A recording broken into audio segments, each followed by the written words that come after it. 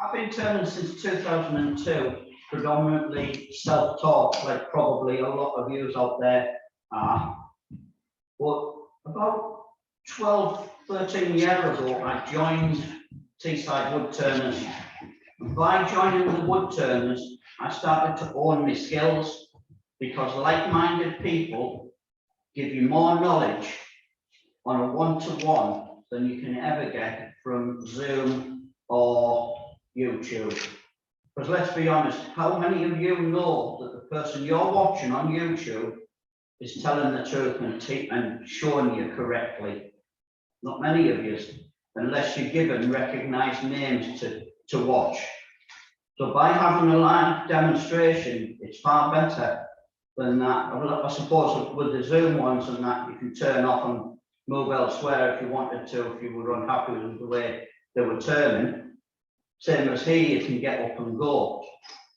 About 5 years ago, I qualified as a tutor through the AWGB. And as was stated there, October last year, I qualified as RPT, Registry of Professional Turners. I've been running my own business for about 3.5 years now in the units that I'm in, and progressively built up to the 6 lathes.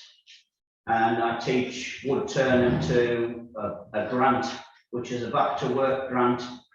And it's the Tees Valley areas with 5 boroughs. But what I've put on top of it is with people with mental health issues, because as we all know, while we're doing our wood turning, we're zoned in. While we're zoned in, our problems are out the window, we're not thinking of them. So by doing that with the pupils, I'm giving them a chance to learn a new skill, build on self-confidence, self-belief, motivation, and above all, we're getting them up in the morning wanting to come to do it. And it's exhilarating when you see the smiles on the faces when they've turned something and took it home with them.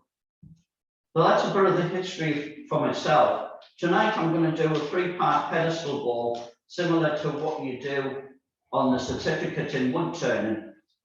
I'm not going to do it exactly the same, because on that, what you've got to do is you've got to do it to within plus or minus 2 mil. I'm not going to be that critical tonight, but we'll show you the methods that I use to produce the 3 parts. Well, firstly on safety, and you're probably sick of hearing about safety, but the more people get taught about safety, the more it goes in. And first and foremost, we should always wear safety gear while we're working in our workshops or on the lathe.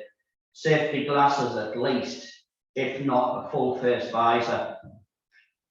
Also, if for the ladies in here, if you've got long hair, make sure that you tie it back and make sure it's up, or put it under a hat out of the way, because the first thing that's going to happen is you're going to lean forward to turn and your hair's going to drop down. You don't want that, so you want it tucked out of the way. Only turn at a speed that you feel comfortable. If you stood alongside, as I said, in the hands-on night, and if some person that's beside you says, turn the speed up, and you don't feel comfortable turning that speed up, don't. It's you that's turning, it's you that's in front of it, because when it comes off, it's not going to go that way to the person that stood beside you, it's going to come straight at you. So turn it a one that you feel comfortable. There may be times when you're told to turn the speed up because of a reason, and I'm hoping that people that do it are doing it with your safety in mind as well. So think about this, and progressively through the night I'll be talking about or saying about other safety aspects, like turning the speed down before you move on to the next item, turning the speed down when you're sanding, getting into that habit of doing it. Also, whenever you move the tool rest, stop the lathe, move it, and then rotate your product 1 full revolution at least. That'll ensure that you've got your tool rest set correctly, and when you turn it on at X speed, it's not going to come over the top, clatter the tool rest, and have shards all over the place. And the product that you we're going to have on your table. in bits. So we don't want that. So right, down to the product. I'm going to start with the base. And I'm firstly going to start by truing this face off and balancing it off. So before I set anything onto the lathe, I check the speed. And I've got it down there as 500. It doesn't have to be as low as that. But I'm going to turn this up to around about 1200 to start with. Or to a speed that the lathe doesn't start vibrating all over the place. Because yes, it's a small piece, it might be out of balance, it might be set up center. So the balance and the speed need to be right. So turn it up to a speed that's comfortable and also not vibrating all over the place. So I'm happy with that. I've set the tool rest as is close as possible. That will reduce the amount of times that you need to move it. Because when we get the gap between the material and our fingers to a position where we could slip our fingers over the top of the tool rest and go between both items, then that's unsafe. So we need to stop the lathe and move the tool rest in to a position that is comfortable again. So I'm going to use a ball gouge. Because one of the things, how many of you are novices, not turned very much before? Like quite a few. One thing about the spindle rough and gouge. The spindle rough and gouge should only be used when the grain orientation is from headstock to tailstock in that orientation. And think about it as a whole load of straws taped up. And if you've got them straws sticking from headstock to tailstock, and you can put the point of one and the point of the other inside the straws, you can use the spindle rough and gouge. If it's mounted cross-directional, where you've got a ball blank, where you've got side grain, end grain, side grain, and end grain, don't use the spindle rough and gouge. There's a potential that you're causing a lot of stresses in that because the tang is only made to the thickness of the tool, and it only goes in probably as far as that. So it's only very thin. So if you're constantly turning a ball blank or anything that's going to cause fatigue, that will snap there. And that's what happens. And I'll pass this around. Please don't take the tape off. This was sent to me from a demonstration that I did at another club. And I'd asked exactly the same question. How many had just started? And I also asked how many of you would use a spindle rough and gouge to turn a ball. Not one of them said anything. I got that sent to us a week later with a note inside it saying that what you were saying at the demonstration last week resonated with me as that come flying past my head, missing me only by a little amount. So remember, if it's set with a set of straws where you're in the ends of the straws, like the spindle blank is, then you can use it. But anything else, don't. Use what's named on the tin, a ball gouge, and it'll save yourself from getting injuries. So what I'm going to do is I'm going to get the lathe turning, and I'm going to turn from left to right. So I'm going to point the flute in the direction I'm going, and I'm going to lock my body once I've got the cut, and I'm going to I'm going to travel from left to right by moving the weight from my left foot across to my right and taking a cut. Once I get to the end and the cutting end is finished but the bevel's still rubbing, I'm going to come back, because what I'm doing is I'm keeping a knowledge of where that timber is. If you come off, then you've got to find the timber again, and you could take too much off. So pick the cut up and then travel. I'm going to shut up because you're only going to go straight in my mouth.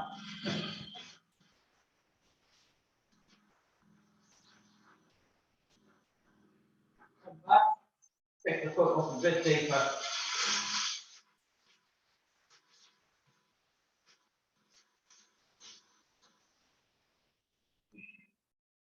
if you want this to be parallel, then the easiest way is set your tool rest parallel to the bed.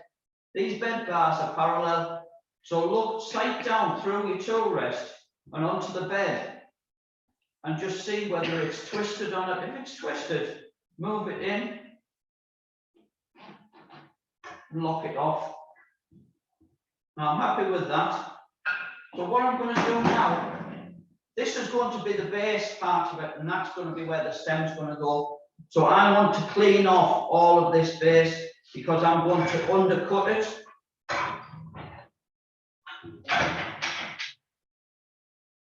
So set my tool rest across and set it so that you've got sufficient overhang past centre that if you slip going back that way, then you know you've got a support.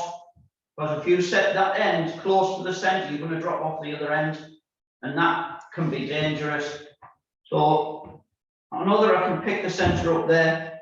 So lock it all off, rotate it, and the ball gouge again. So what I'm going to do now, I'm going to pick the centre up, where I'm going to keep the tool closed over, especially if you've got a piece of material that's well out of balance on here, and this face is going like so this. If you try and take a cut by opening the flute up straight away, you're going to get a dig in, and that's going to throw the tool out of your hand.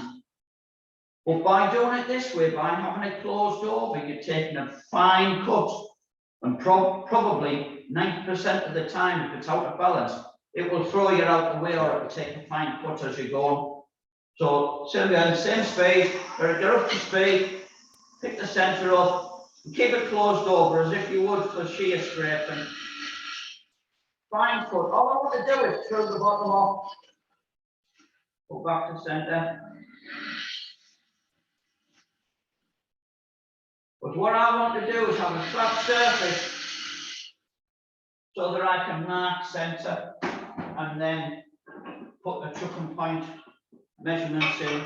So I'm going to raise the tool rest up to centre line so that I can pick that up with the point of the skew chisel. And I'm only making a small indentation so that I can use the point of the dividers. The chuck I'm going to use is only the O'Donnell jaws with the biggest inset in. So that's 48 mil across when it's set in the right position. So I want to set these at 24, half of the distance across.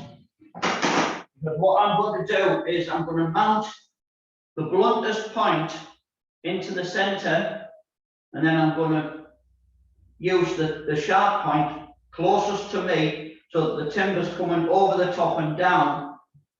And if you feel uncomfortable doing it, do it this way by just hand turning it. If you feel comfortable, get the lathe on, mount center, touch the timber. That's all that's needed. All we're doing is marking it so we know where we're going to go. Drop the tool rest down, use a part and chisel, and we're going to part into it.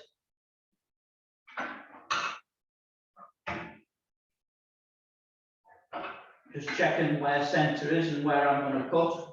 So I've now got that set. So I want to part into it on the inside of the line so that I can mount.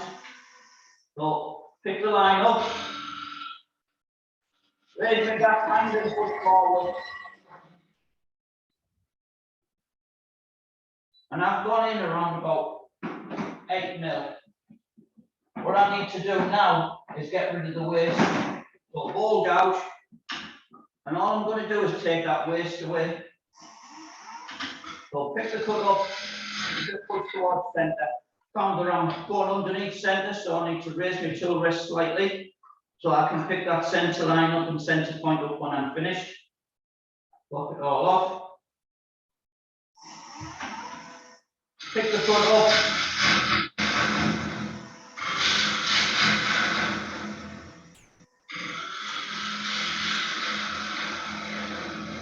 Just goes through centre. If your tool, as you're cutting, is going to cut above centre, raise your back hand so that it travels through centre.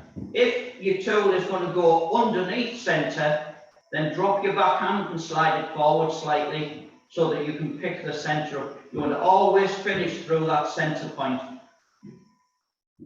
So I'm just going to check that. Check the chucking point. Now, what I've done there is I've actually gone and turned and used the punches and it's gone in over slightly. I don't want that. I want it going out over or square so that the jaws will pick it up. So what I'm going to do is I've got an oval, a round skew, and I can mount my tool rest slightly higher again, and I can clean that edge up. And all I'm doing is using a push cut, picking the side wall off, putting it over. Now at this point in time, if you want to put any decoration in your chucking point, then do so. So you can use the oval skew, the round skew, or you can use any skew, or just with a point tool. And just put some marks in the centre. Stop the lathe again, drop my tool rest down. Now what I'm going to do is I'm going to undercut this area here, because if we left that flat, when you take it in the house, the central heating in the house will move that timber, and it'll move to a point where that's going to rock all over the place. So by undercutting it from the edge, you don't have to do much, only undercut it by about half a mil. As long as you've got the centre part away from the bottom and it's undercut, then it'll sit all day on that rim. So ball gouge. So all I'm going to do is pick a fine cut up on the edge,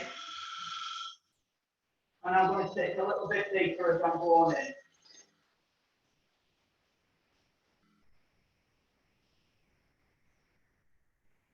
And all I'm doing there is I pick the cut up, pointed the flute in the direction, got the bevel rubbing, and just leaned, very lightly leaned against the cut and took it in over.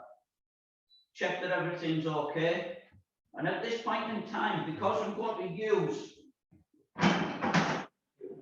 a different chuck to mount the base onto, then I can check it. Yeah, happy. Now, when I said that the 48 mil is the optimum size for this, what we've got with all of our chucks is if we carried on turning this in over, you see from there, we get a square. So it'll only tighten on the parts that's innermost, same as if we turn this bigger and bigger and bigger, then it's gone the opposite. So now it's only going to tighten on them corner points, and that's not strong enough. So what we've got with the Axminster chucks, and some of the others may be the same, but I can only vouch for the Axminster, when that body is in line with the chuck body, then that is round, and that is the optimum position to have your chucking point, because that will hold all the way around. There'll be a surface inside there touching all the way around, and that's the best position you can get for your chucking point. So I'm happy with that. Secondly, while I'm on, I may as well check it.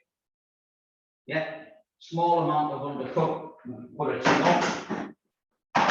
What I want to do now, I want to roll this corner over, because by doing that and producing a shadow on the base, what it does is it actually lifts your item up. So any of the items that you make, a bowl for a small little spigot before you start shaping your bowl, and that will lift the bowl off the floor and it'll look better. So all I'm going to do is get into a position that I can roll this over.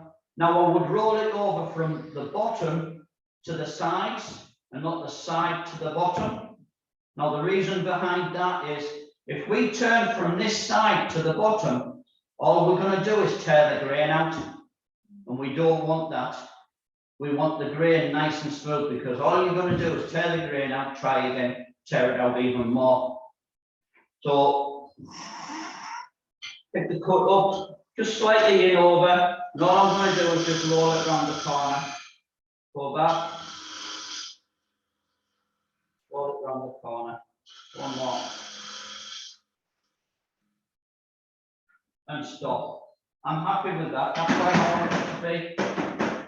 Check, and as you can see when you roll it around, there's no tear out on it whatsoever, because what you're doing is you're laying the grain down opposed to picking the grain up and trying to peel it back over. So at this point in time, I would sand and finish this for a demonstration. I'm not going to sand it. It'd take 10 minutes to sit there and watch me, and it's absolutely boring. So we'll skip that. What I am going to do, if I was finishing this to a finish in my workshop, then all this edge here and the bottom is highly polished. So when we take it off the screw chop, which I forgot to tell you, this is mounted on a screw chop. So I've drilled a 7mm hole in the timber and screwed it on the chop plate. The plywood is just to reduce the length of the screw. That way, if I was to turn something which was small in diameter, in thickness, then I can get away with it, because that screw's not going to come all the way through the bottom by the time we do our chucking points and that. So if I was to take this off now, the good possibility, if I pulled that timber towards us, that timber's going to scratch on your zip. So by holding the material still against your body, away from the zip, just push away with the chuck. You've now unscrewed it. So now you can take that off without causing any problems to it. Also, when you are finished with it, don't lay it down like that on the polished area that you've just done, because you don't know fully what's on here. There could be scratches, you could pull it. So lay it out of the way with the polished area up over, but move it away from your chuck.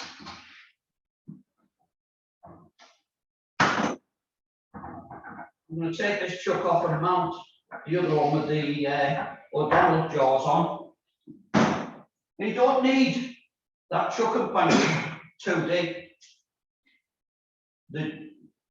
The jaws depict the sort of depth you want to do, because you don't, especially if it's into these jaws, because the screws that come through here, if you don't know that they're all the way down, and you try to mount something on the surface, it might kick it over because of that screw. So you don't want to go fully to the depth. So you just want to be floating on the back face, but nice and tight.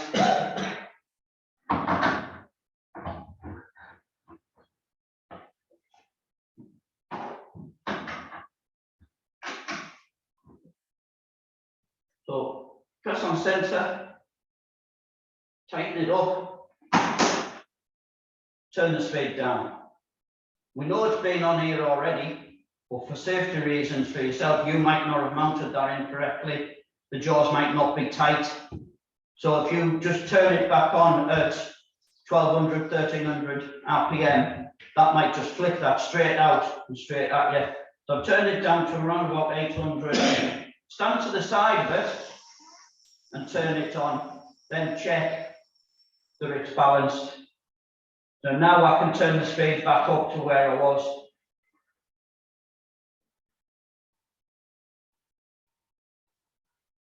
Yeah.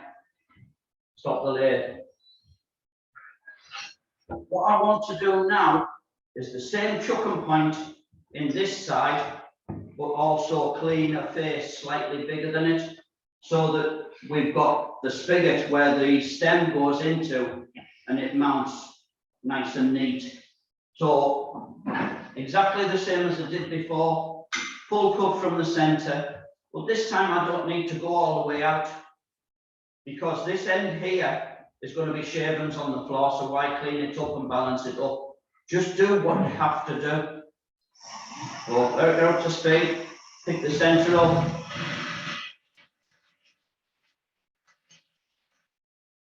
stop there. Take another one. Just take the finest of cuts. You don't need to rip it out because it only means that you've got to take more material off to flatten it off. So I'm happy with that. But now I want to put that 48mm chuck and point into there, but I haven't got a centre, so I can't use half of the distance by using the centre. So what I need to do now is open up to the 48.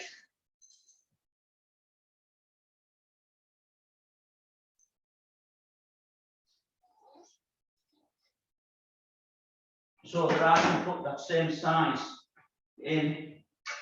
So I don't need to mark the centre because I'm not going to use the centre. But what I am going to do is still use that left-hand side point. And I'm going to mark the timber with the left-hand point as it's coming down.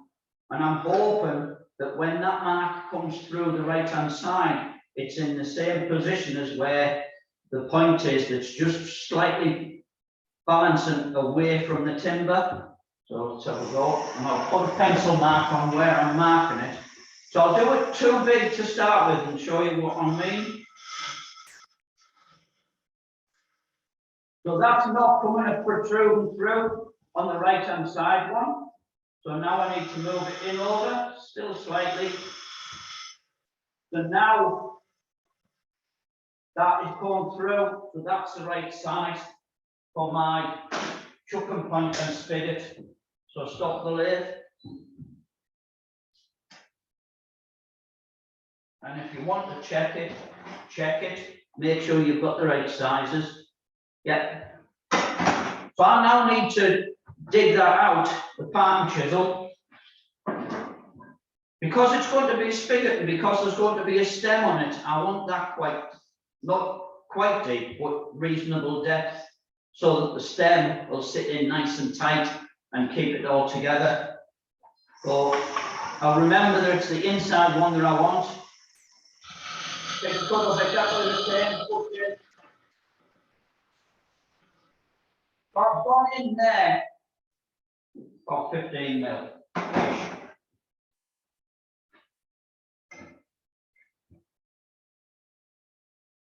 Not quite, 12. But that's enough. So hole gouge, what we're going to do is we're going to take the waste away exactly the same. So pick the cut off, full centre.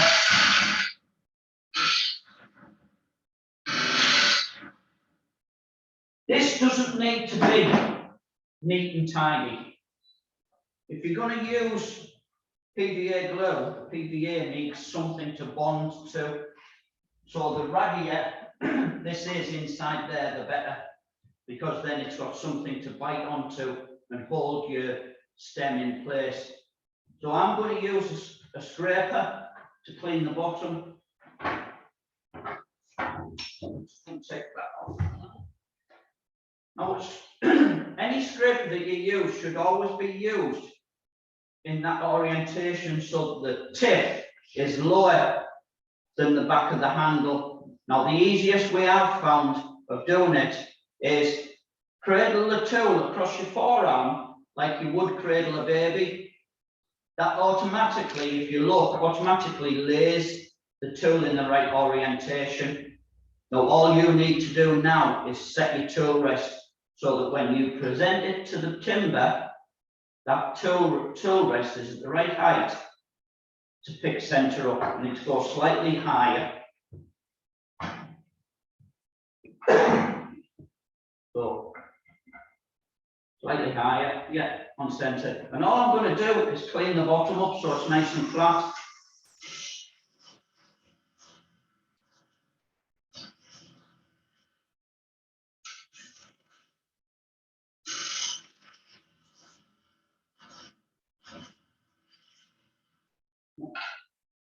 And that's all I'm doing. It needs to be nice and flat because if you put the stem in and the center is higher, then you're going to think the stem needs redone. It's not. It's because the base inside here is not flat. Get it nice and flat, so then when you fit it in, and if it is too tall, then it's in, you can see straight away, it's not wobbling all over. So now I need to reposition my tool rest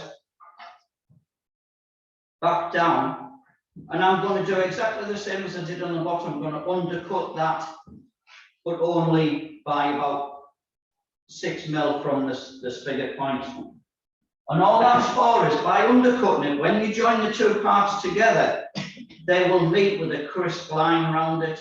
If you don't, and there's a slight imperfection, you'll get a large gap and it'll look hideous. So get it nice and crisp. Just undercut very fractionally so that the outside of it, closest to myself, is the widest or the highest point. You can either use the ball gouge or you can use a spindle gouge. And that's all I needed to do. So now I need to think about the shape. So what I'm going to do, 90% of this here is going to be waste on the floor. So what I need to do is shape this and start working from this face across to here, because as I said earlier, working that way, you're tearing over the top of the grain, you're not tearing the grain out. So what I'm going to do, I'm going to start with the tool tucked over in the shear straight position. I'm going to start bringing it back towards me, but I'm going to drop my back hand.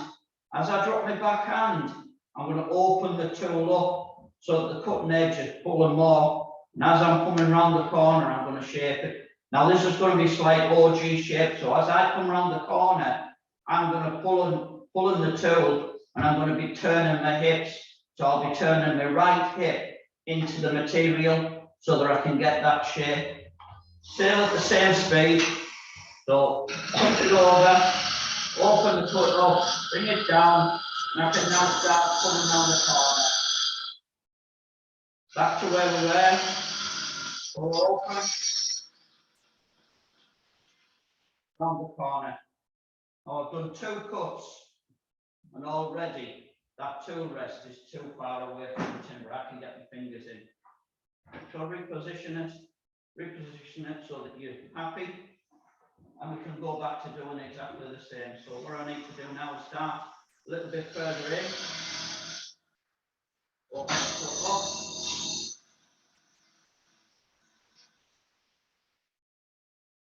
The 90% of the shape is there already, apart from this side here, which I need to roll round. So I can now start thinking of picking the cut up here, rolling it the opposite way. So I'm not moving my hips, all I'm doing is pulling the tool round the corner and then squeezing the bottom. But I want that spigot sticking out slightly. So I can start there, and I'm going to stop the lathe and I'm going to see whether I've got sufficient of what size that is. Now that's 60. Material I'm going to use is going to start off at 70, so I've got 10 mil to play with to get to that. It's still got quite a reasonable spigot point on it, so I can take it down a little bit further if I need to. But at the moment, I may as well just concentrate on the shape and look to see exactly where we're going. So I'll pick that cut back up again, go around the corner, pick it up. I'm not too worried about whether I've got ripples or whether I've got divots. I'm going to start cleaning now once I'm happy with it.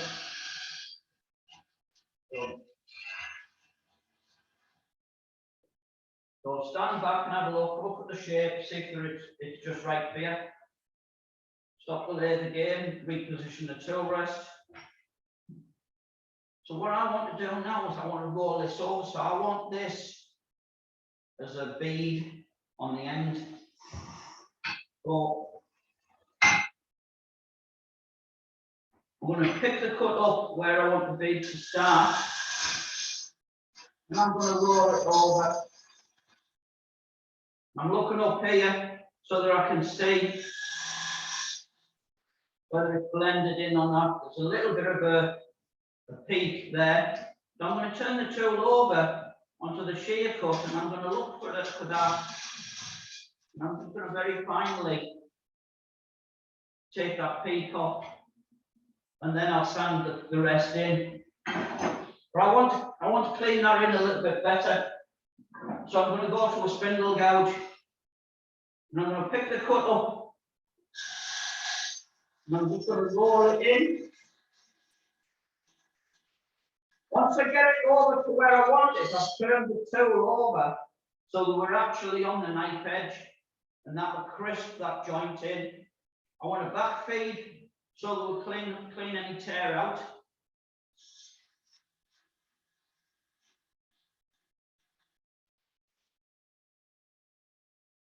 That's a little bit too big, but now what I'm going to do is I'm going to start cleaning the shape down, start refining that shape.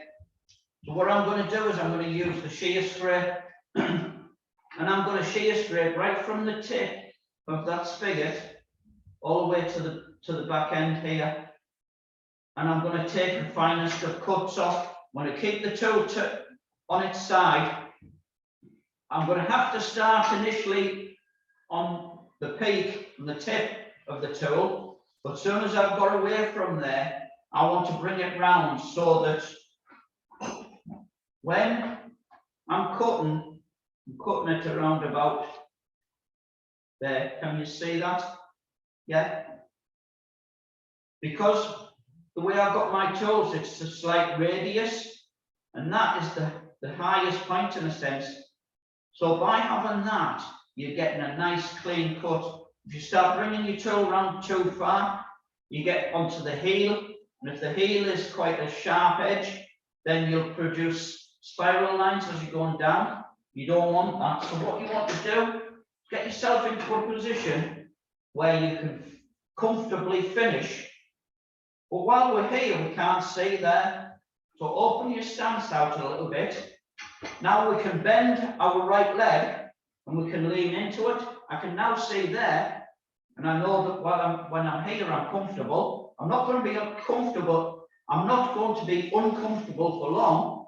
And I'm going to start with the tool in mid-flight. As soon as I pick the cut up, I'm going to bring it into my body. As I stand up, it's going to bring it round the corner, and then I can clean down the sides. So same speed, get up to speed. Pick that up, finest of cut, bring it round the corner.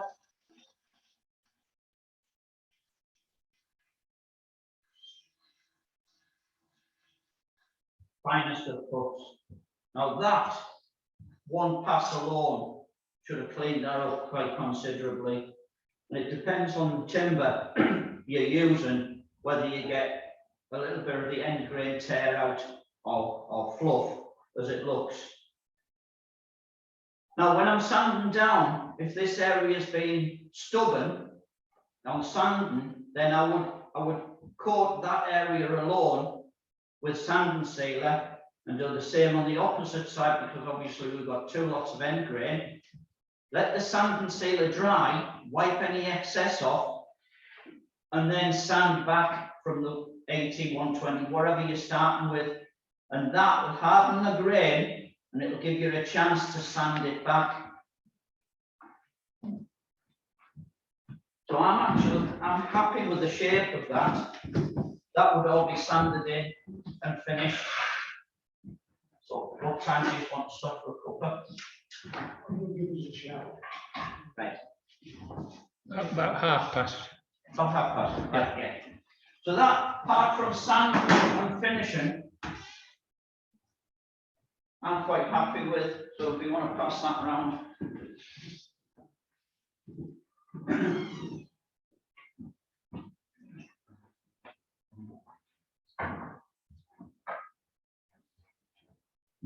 I'm going to go back to the other job and I'm going to mount the ball part of it onto the lathe. Now it's a piece of oak. It's done exactly the same, 7mm hole. If you were turning green timber, drill the hole smaller. go 6 mil. If you can get it on at 6 mil, get it on nice and tight. Because the moisture that's in the timber, the timber will actually move away. If you do it 7 mil and you put it on within minutes, that will be slack. So do it smaller, have a tighter fit. If you can't get it on at 6 mil, go 6.5, or give yourself a little bit more. It just gives you a little bit more reassurance that it's on. Secondly, with reassurance, if you are unsure that it's going to stay on, then put your tailstock up against it. Mount your tailstock up. Don't tighten it in too tight, because remember, we're putting a spigot point on it, or we're putting a foot on it, or anything like that. And we don't want that point going right the way in for you to have to dig a great big gully to get it out. We only want it there to secure, for security.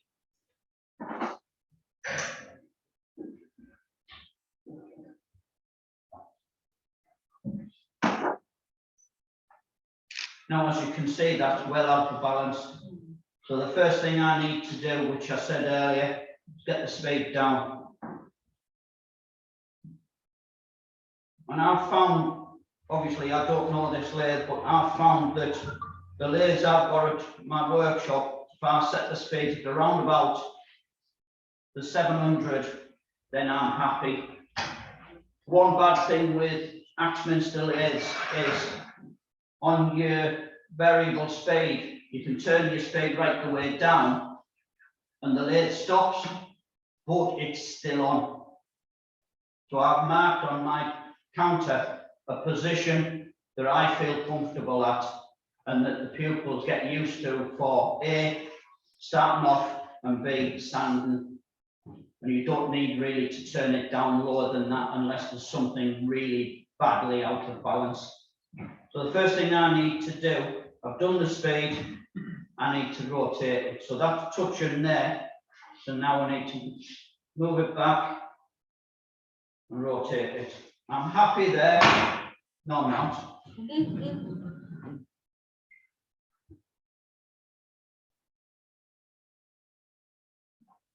You get used to your own stuff, don't you? Yours are my hands-on nights. You'll come in, you start here, but the lathe that you've just come in onto, the start's there. We used to do demonstrations with Teesside wood turners, going out into the community. We take 2 lathes, and yes, both lathes are different. The same lathe, but one starts that side, one starts that side. You look really professional when you've been on one, got used to it, and you go on the other and you go. So next thing is I need to set the spade. And that is actually at 500. I'm happy for it to turn at that, because I don't think it'll take much for me to get it to round and balance it off. Same as I did earlier.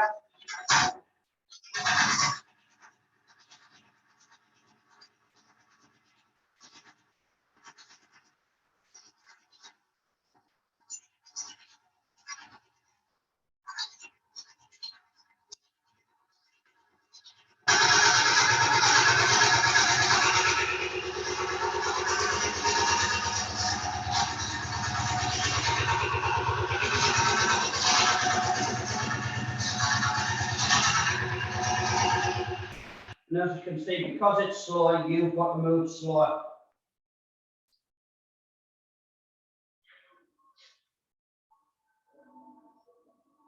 Sometimes with balance, as in with your car wheels, you can get to a speed and you've got that wobble. But if you go just slightly higher in speed, then it settles down, as this has started to.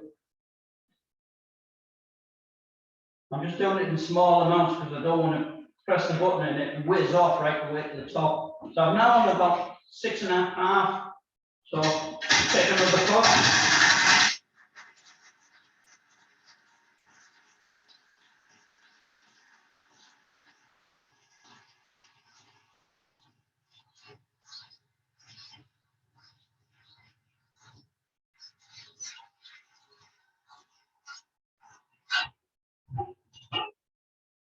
the lathe and have a look, see where we're at.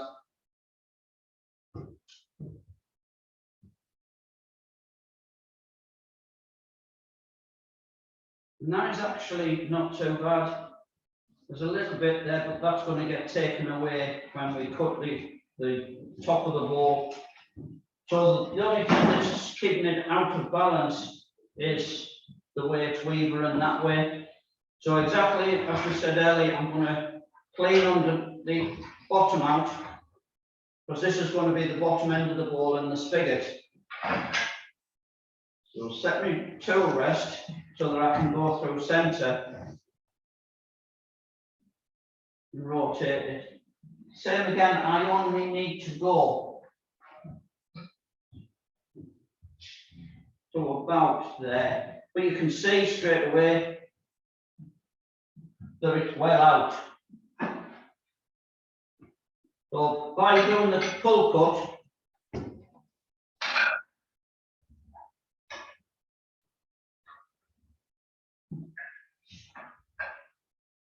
by doing the pull cut slightly past there, I can start cleaning that up flat, because I want at least a flat surface to be able to mark the chuck.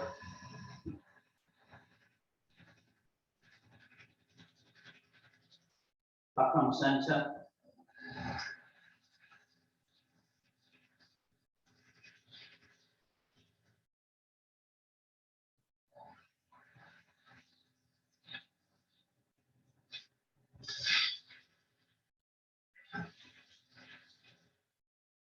Stop the lid and have a look.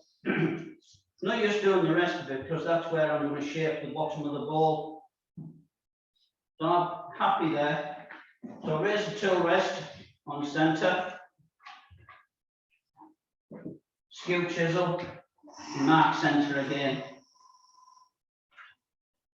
Minus the cuts. Now we can drop dividers back to 24.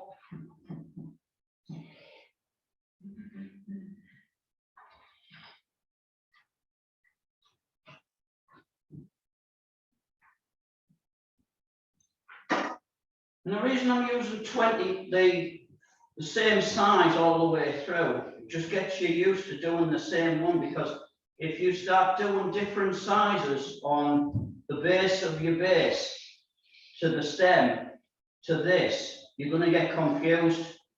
You want to make it so that it's as easy as to recognize what you've got to do by doing the same chucking point all the way through it. Then you get consistency.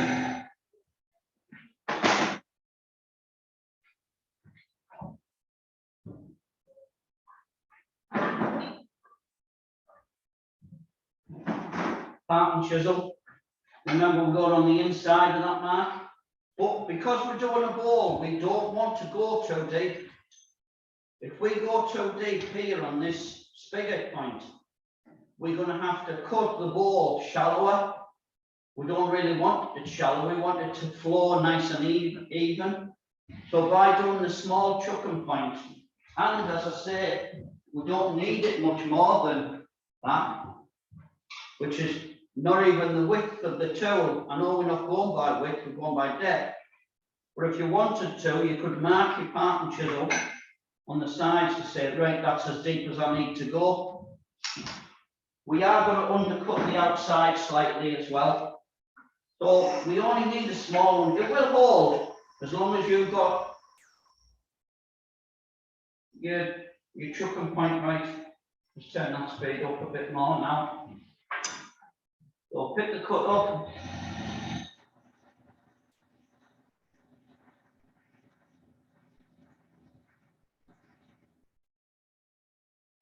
And just push in over. Ball gouge and take the waste away.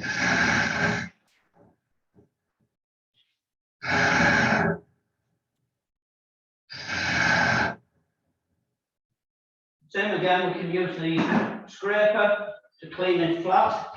Raise the tool rest.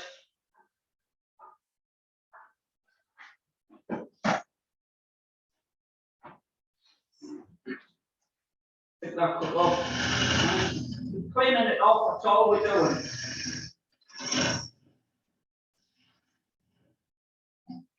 Because we're using a different chuck, we can't, as I said earlier, stop the lathe, move the tool rest out of the way,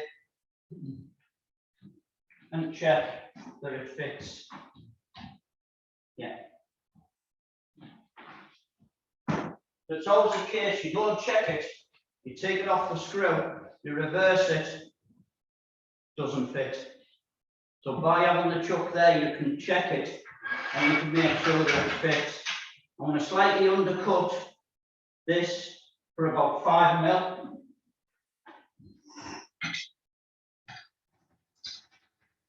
And I haven't moved the tool rest down, but as long as I'm cutting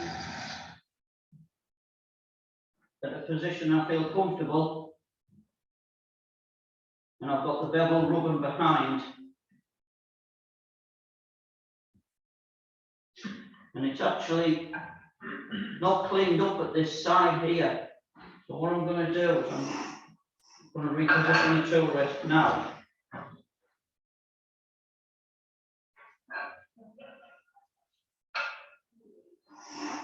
And I'm going to clean back this slightly a bit more.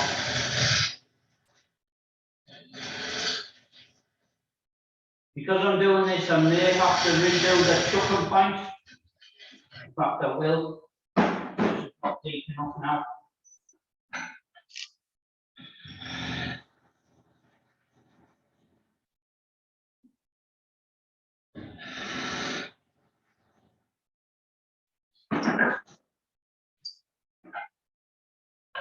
Stop the lathe again, reposition the tool rest so the scrape can pick center up.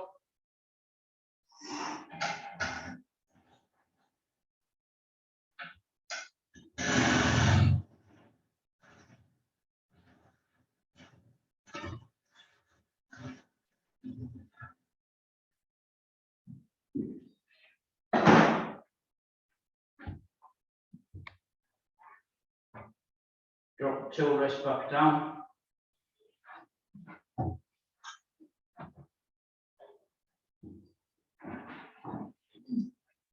Slightly undercut it, as I was trying to do earlier.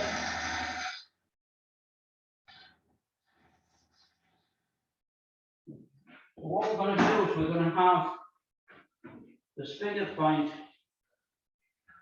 about there. So we can now stop the lathe and check that we've got less material here. So about 58 mil, so that's fine. So now I'm going to start shaping exactly the same as I did for the base, set my tool rest across the corners, but now we do have to watch because this is going in and out.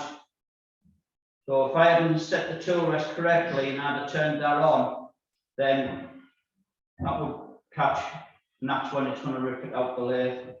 So we set our tool rest to the right position, rotate it, turn it on. I'm going to do exactly the same cut, but remember what I said, if we present that like that, because that's going like that, that is going to dig in and rip it out your hand. Because it's cutting and not cutting. So now what I've got to decide is what shape I want to do. If I was going to do a thin wall, then a thin wall ball takes better shape from an OG shape because you can flow the ball into it. If we're just going to do a basic round flowing shape out over with a wide rim, it's far better to do that with the wide rim than try and do that shape with a thin wall. It looks far better that way than it would that way. I think they're ready. Do you want to stop for break? Okay. Whenever you're ready. Yeah. Yeah. Okay. That shape of the ball now, as I say, there's various different shapes, and it's up to you what shape you put into it. Just think about the method you used before you started. So I'm going to do this just as a sweeping ball. So I'm going to start with the tool tucked over in the shear scrape, I'm going to open it up as I'm coming back, and I'm going to drop my hand down. And then I'm just going to pull it round the corner to start shaping. I've left the speed the same as it was, but I'm going to see whether we're able to turn this speed up a bit, which will help us.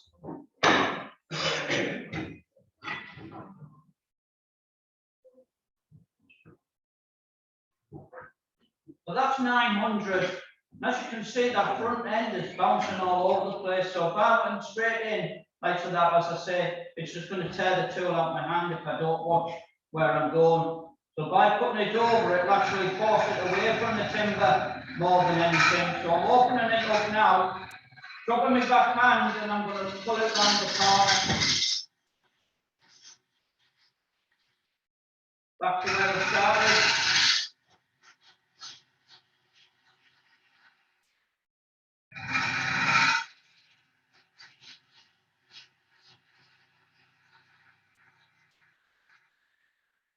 Now just a few cuts, and that's taking the timber away quite easily and quickly, so I need to reposition the tool rest. Put it in a position that you can get down the front or down the bottom here, get a reasonable pull around the corner. You don't want to set your tool rest so that when you pull around the corner, it's going to drop off the back end. Rotate it. Start the lathe, get up to speed. Back hand.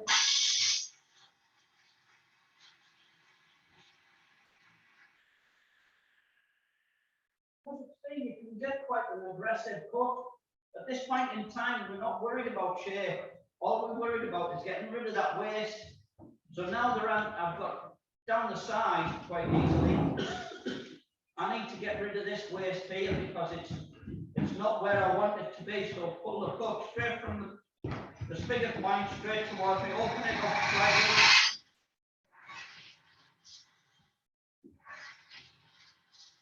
All I've done is just flatten the bottom out a little bit.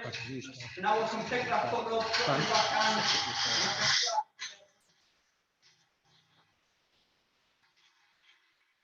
As I'm cutting, I'm watching between the tool and the far side, so that I can get a visual of where my cut is, and then watching the other side, I can watch the shape as I'm going.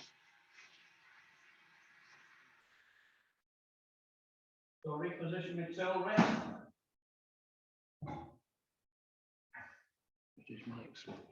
I know I'm supposed to stop it there and move it and then start it again. No. That tool's starting to get quite hot.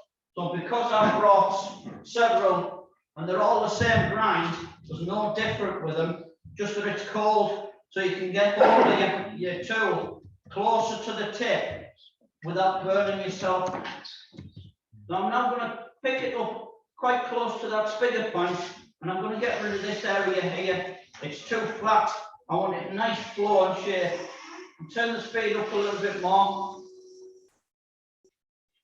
Then up to 1,000. So I'm stood back so that as I stand up straight, I can go around the corner and the tool comes comfortably in front of us. So pick that foot up. Open the foot up.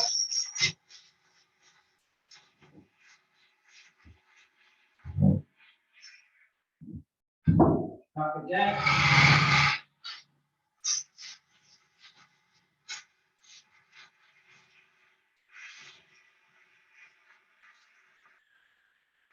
Sometimes when you're doing this and your cuts go wrong, but when you stop the lathe or if you stand back and you look, sometimes you think, well, actually, I like this shape better than what I was going to do.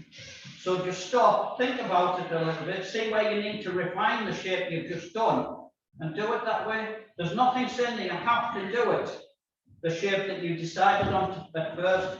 So I need to get into that spigot point now. So bring the tip in and pull it back over. Not move, just pull in the foot. So I now need to start the shape, and so put the cut up here.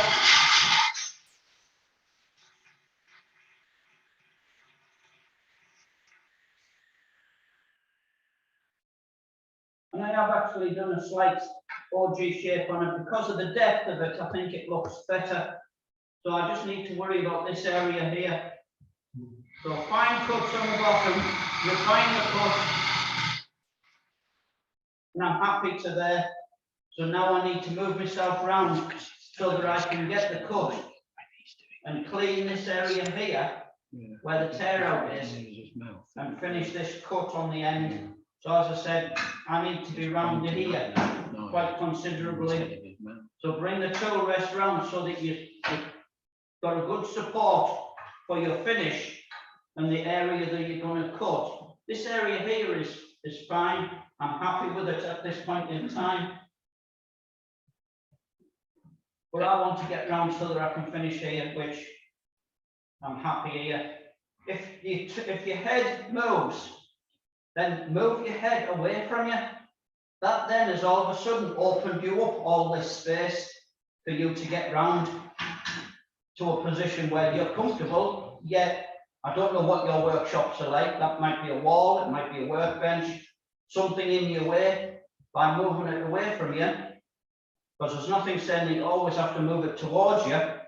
As long as it'll come over the top of these bed bars, move it away from you and work around here in comfort. Nothing wrong with Dennis, that. could you just move your microphone just up a little bit? That's it. Can you hear me now? It's not us, it's the people on Oh, Zoom. right. Yeah. Cheers. Can you hear us? Am I not shouting now, please? So, thumbs up. So. I'm going to now pick the cut up, but exactly as I said earlier, I want to be in a comfort zone here, finishing, where I can't see where I'm going. So bend my right leg, lean into it, support the cut close to the tip as you can. Go back.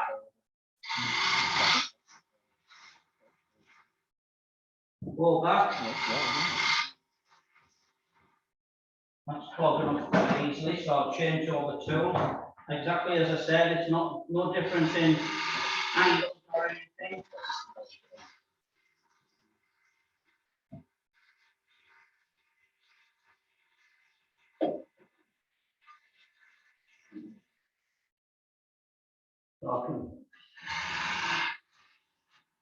All I'm doing is trying to take nothing off. You'll take something off, but that's what you want to do. So concentrate on taking nothing off, and you'll take the finest of cuts going.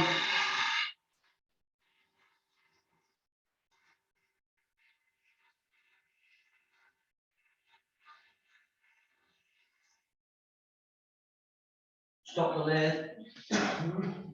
Have a look at your shape. If you're unsure of the shape, whether it's right or not, close your eyes, run your hand from the spigot point or look away. Run your hand through it. And there's a lump there.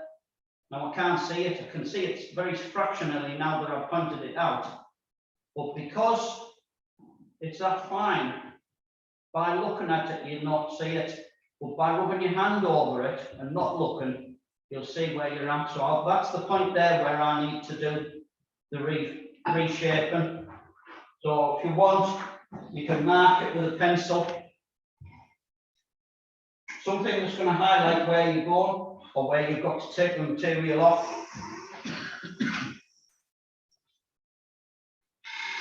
Start the cut. Watch the far side. You can go backwards and forwards on it if you want.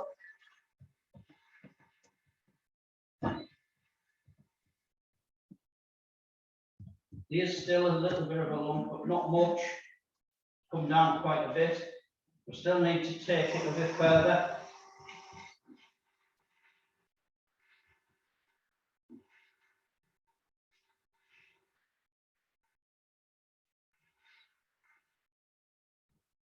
So that now, to me, is at a position where I would sand. If where the spigot point is not that clean because you haven't been able to get in close to it, what you can do is revert to a spindle gouge and you can take the finest of cuts off that spigot.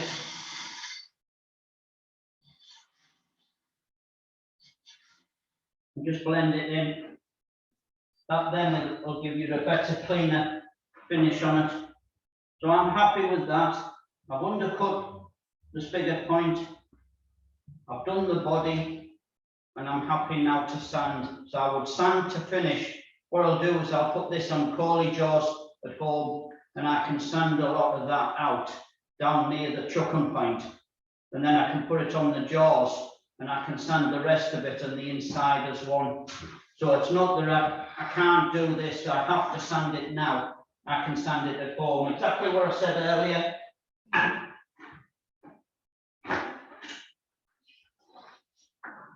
Just for we've quite a few newcomers tonight. Can you just tell us about your fingernail grinds? Yeah. And why you use them. With the ball gouges, you can get 3 different types of grind on them. You'll get your natural grinds, where that's a 45 and that is a 60. And it's all about the angles for them. And I'll show you how and why I've got the different cuts on them when we do the inside of the ball, because it will come more explaining that way. With the fingernail grind, the difference between that one, which is 45, and this is a 50, is the swept back on it. Now, because it's swept back, you can actually get into a habit of taking too much material off, especially on the inside of the ball. So as I'm digging this inside out, I can start taking too much of a cut. So then it will start pulling us, especially if you've got a long overhang. It also leads itself to when we're doing the spindle work, that we can get rid of a lot of the waste with not only the ball gouge with a swept back grind, but also with your spindle roughing gouge, because all we're doing initially is, as I've started on here, is getting rid of the waste, and then we refine it with the ball gouge. But sometimes the lead in for the ball gouge on a swept back grind will not get in as far as the spindle gouge. The spindle gouge will get, because they're both the same angle. But because half of this material has been ground away at manufacturer to make it thinner, what they do is they cut this out with a O-shaped cutter, and they cut the ball gouge out with a V-shaped cutter to make the depth. And it all changes from different manufacturers of which way they do them. But on these, that's the difference. So when you can't get to a point that you can't get in with that, then that will lead itself to finalize the shape and get in further and give you a crisper finish. But I predominantly use these on the outside because, as I say, I can pull quite a considerable amount of material away safely with that, where with the natural grind, you'll start catching on these wings, then points will dig in because you won't have it at excuse me, at the right angle.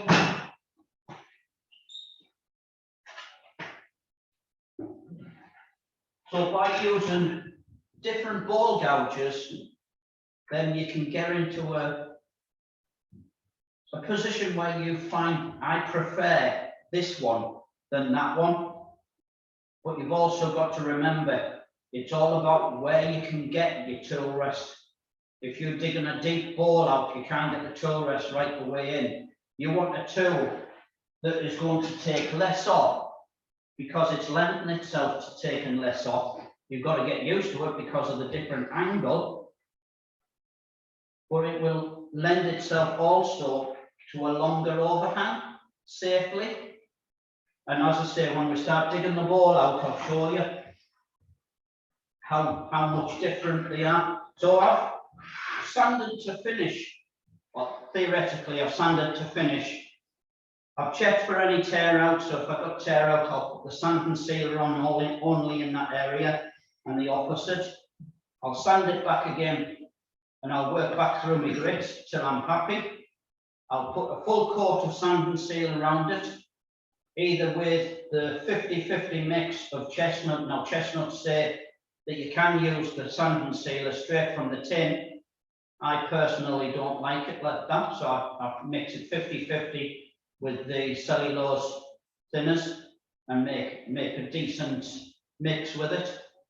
Once you've got it rubbed all the way on, wipe the excess off with a paper towel, turn the speed, because you've turned the speed down to sanding speed, turn the speed back up to around about where you were turning, and a handful of shavings, and burnish the timber so that you can take any of the parts of the wood that's still there that needs denibbing.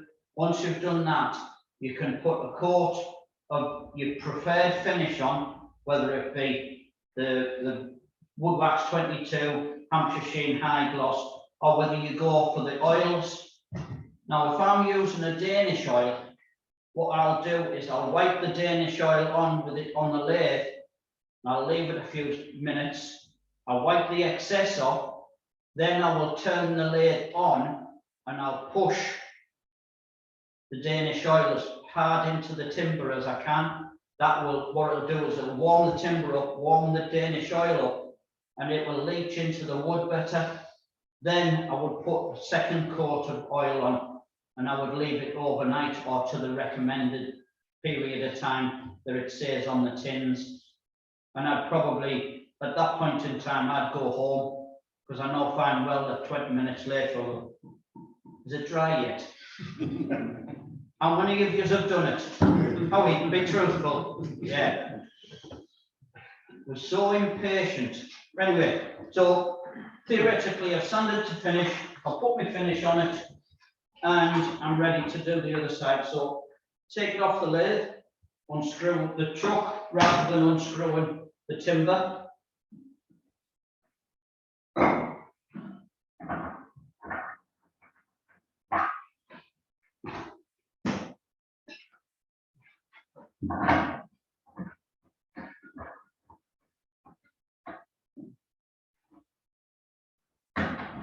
Mark this on, and if you feel uncomfortable at this point in time, put your tailstock up against it.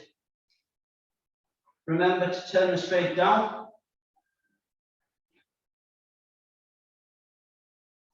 Step to the side and turn the lathe on. I can now, while I've got it in, I can get the speed back up. Happy with that. Stop the lathe. Stop the lathe. Reposition our tool rest. And it will have a little bit of undulation on it as it's coming through, so check. And the first thing I want to do, I want to just take a cut across the surface, just to true this edge up and see how I'm going. Because at this point in time, I'm not sure exactly what I'm going to do, whether I'm going to do a wide rim ball or whether I'm going to take it thin. There's two different methods of doing it. If you're going to do a wide rim ball, then you can work from center and work your way out, because you don't need to worry about the balance of the timber, and cut it to the size that you want. If you're going to do a thin wall or thinnish wall, then you've got to work from the rim down to the body, and you've got to leave the weight in the center as long as is possible. So you will clean the edge up and you'll start cutting it over and then taking the waste away into center and stop. And you will keep doing that and work your way down, getting the size right as you go on. Because if you don't, and you try and come back to it, all that timber's going to do is that, and you'll get hitty missy all the way through it and it won't clean up. So I think I'm going to do a reasonably wide rim because it's easier to do the cuts from the center out over, but I do want to clean this rim off first. Didn't even realize I touched that then. So you can see how easy it is to go wrong. So pick the cut up, and this time rather than a pull cut, I'm going to push pick the cut up, flute pointing to the 1, 2 o'clock, and then pick the cut up and just lean into it. So, come back.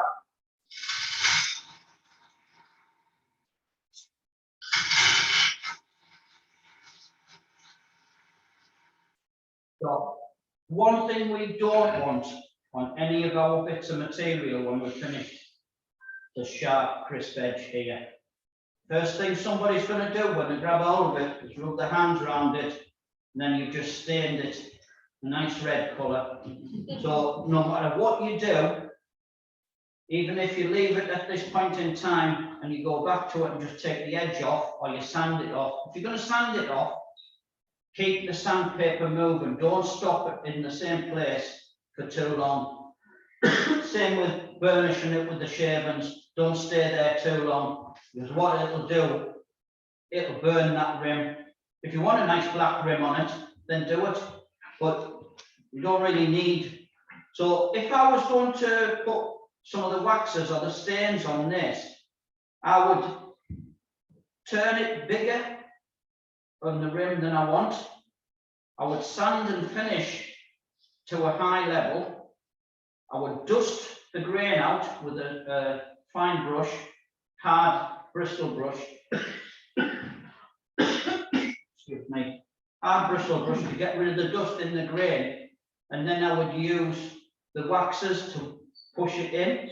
And the reason you do this now is because when you start cutting the ball into it, when you get out to the area that you want to be, then you've now cut a nice crisp edge to it. If you cut that, sand it, cut the ball into it to the size you want, then put your waxes or your stains onto it, it will leach over the edge and you will get strings of runs down into the grain. We don't want that. We want a nice crisp edge. So do it first, then cut your ball. So I'm happy there. No, I'm not. There's a little bit of that. So I'm just going to do another cut.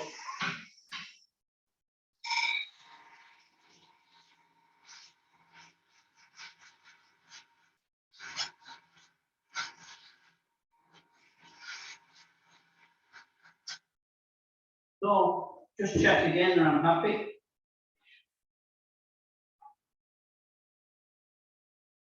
Yeah. So I'm not going to start cutting from the centre. So get yourself close to the lathe. Get the tool as far away from you as possible and pick the timber up. And all you're going to do is keep your body still, and this right arm is going to pull the tool into you.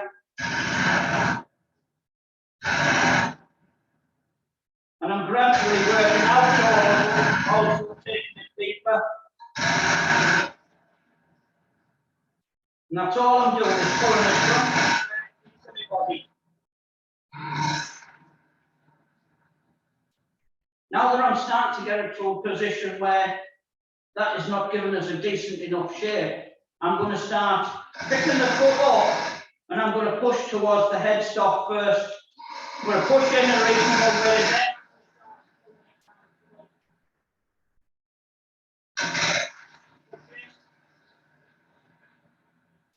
Round.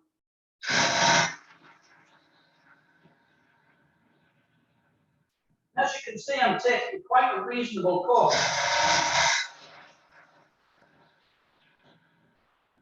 That small chucking point is golden. I'm not trying to take a massive cut. By doing that, I am able to pull it out the lathe. So now I'm getting to a position where it's starting to get wider, but not deep. So yeah, I'm pushing in over. But by the time I get to there, it's up against my body. So what I need to do now is, once I get to there, and I've pulled the cut straight round, straight into my body, now I can start leaning forward to the centre.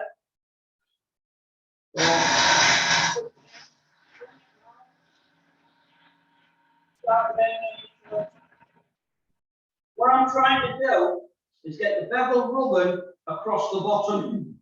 So as soon as that bevel is, in a sense, flat to the timber, then I can just push it in over to centre and that'll clean the centre out.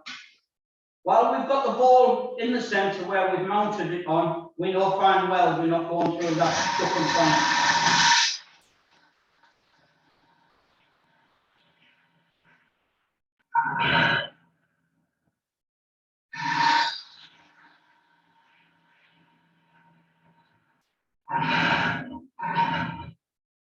Now, because the overhang is quite great, what's happening is the centre is actually dropped.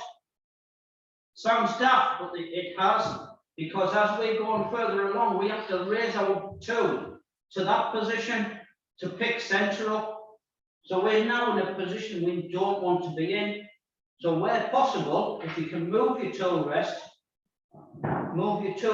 in, so that now we're back more or less on centre again. So lock it all off, rotate, start the lathe, lock your front hand.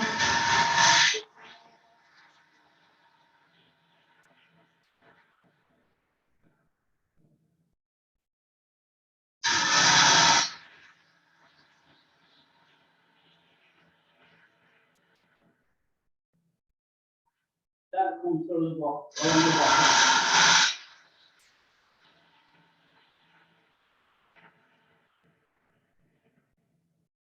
See how with this tool I can take quite a big decent cut on it, but if you get to a point where the overhang is starting to kick like so that's the time that I change over to the natural grind. You're doing exactly the same, picking that cut up.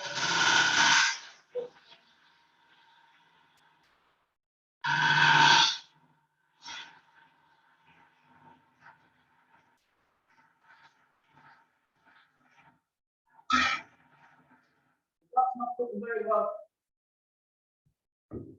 So by using the 60-degree bevel, I can actually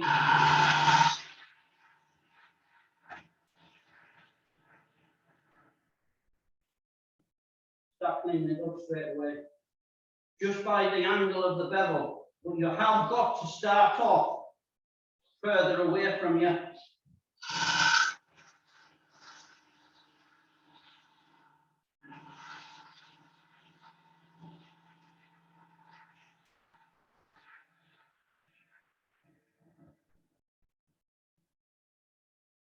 Starting to come now that I'm getting to the bottom of that hole. So I'm now going to start getting where I'll get a little pip, and sometimes that pip will throw me over the top or underneath. So by getting close to the centre, start rotating the tool so that the flute is pointing to the 12 o'clock. You've now got your cutting edge and your bevel rubbing below you. What that does then is that, because I've been on the side, all you're doing is putting a knife edge in the centre, and you've not got control of it. So by rotating it over, you've now taken control again. So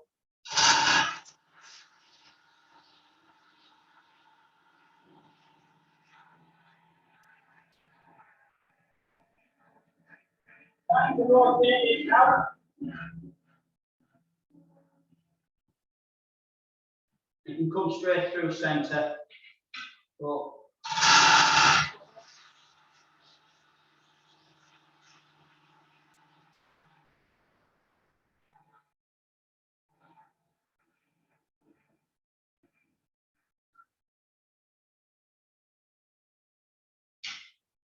I'm going to take this away because it could cause me problems.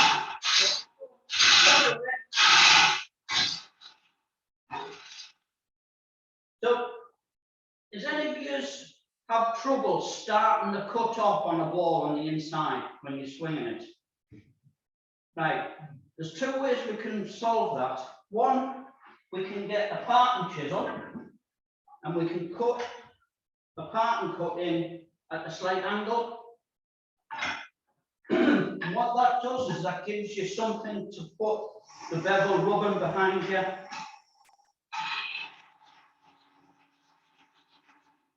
So that's where you're finishing your ball. You don't want to skip away. So you just put the cut in. So now, when you present, I'll go to the spinning swept back grind. So when you put your cut in, you've got support on the bevel that's rubbing, so it's not going to spiral away on you. So then you can start your cut. But why pick a pattern chisel up when you've got something in your hand that can do exactly the same? Have the flute pointing in the 12 o'clock, and I'll go slightly this side. Using the tip, drop your backhand down, pick the material up, and push in. It will push you that way because of the nature of where your bevel's rubbing. You now give yourself something to start on. So now that will sit there all day long. So you just now start your cut. I'm going to go back to the 60 degree. I'm just going to work just like that.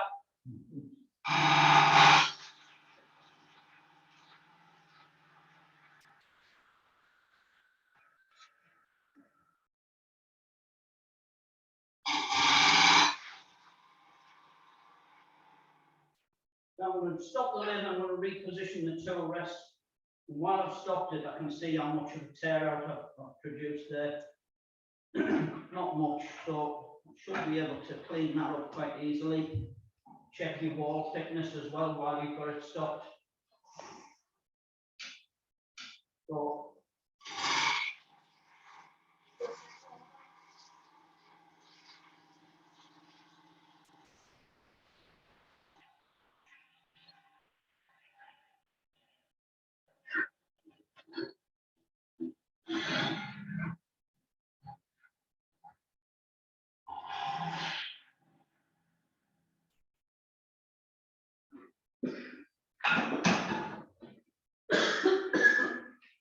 excuse me.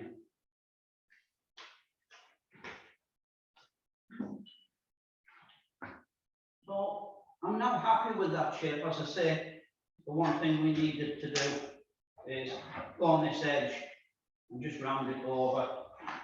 So I can actually use the spindle gouge because we don't want to take much off.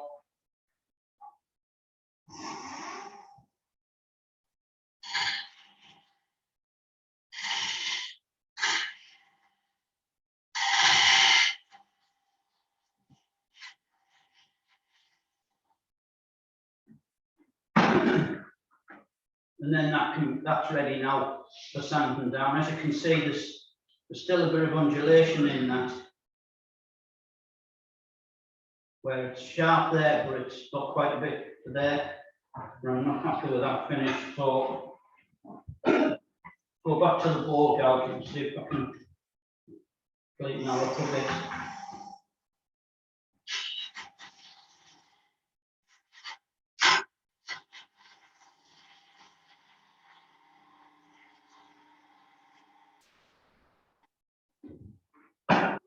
One of the easiest ways of cleaning that is with sandpaper, because at least the sandpaper will round it over, whereas the ball gouge or the spindle gouge, if you take the wrong cut, it's just tore it out like so that happened there.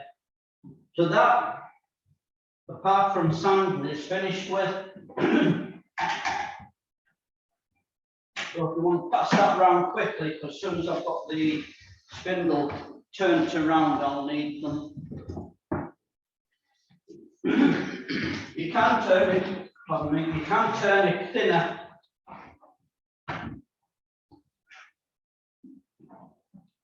It all depends on what you want it to be. I'm now going to mount a piece on centre. I'm using a stem centre and a live tailstock. People understand the difference between a live tailstock and a fixed tailstock. Does anybody know how to put this back on?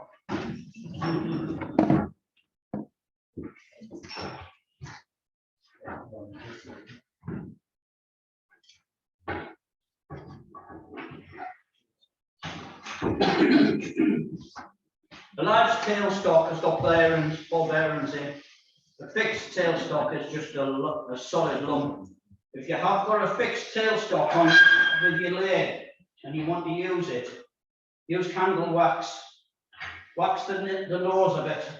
When it starts smouldering, then stop it and put some more wax on. Far better with these. Just right at a pupil not long ago saying, every time I turn my lathe on, starts burning. I think I know what the problem is straight away. And when I went over to have a look at their lathe, I was correct. It was a fixed tailstock.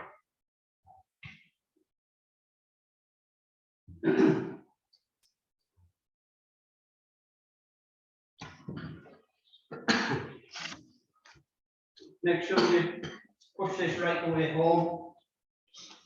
Set the widest points towards you and set your tool rest. Set it square with the bed because initially we want this parallel.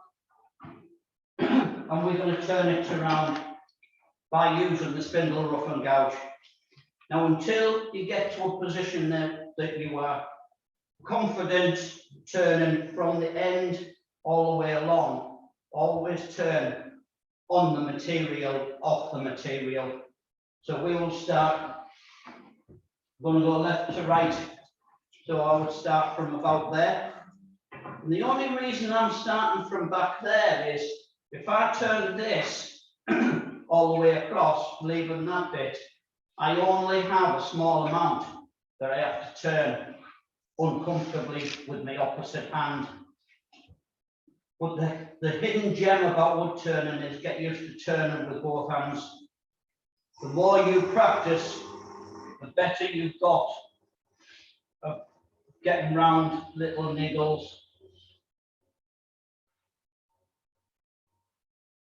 That's on 1200. Same again. I'm going to pick the cut up and raise the back hand so I've got the cut, then I'm going to travel.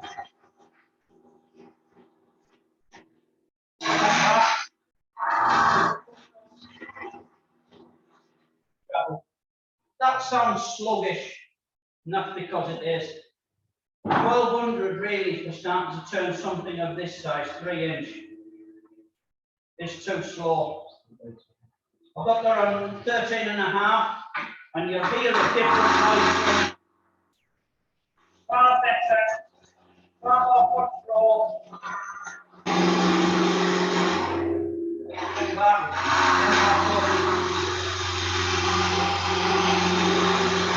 Now that's got to a position where my fingers can go down. So I need to take this part away. So by using the bevel to find out where the material is, because if you go straight in on the material that you can see, you're going to try and take far too much off down there. And that's going to rip the tool out of your hand. So by going with the heel of the tool till it stops giving that noise, now move in slightly, come back.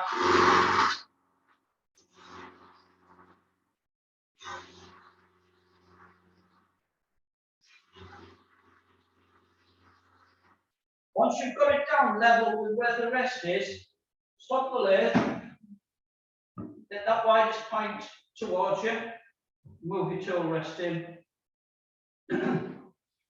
Now, because you took the corners off, you can actually come from off the material onto it. I'm going to turn this up to 1500 or thereabouts. Now that I've got the corners off, I know that the control is a lot better. So pick the cut up.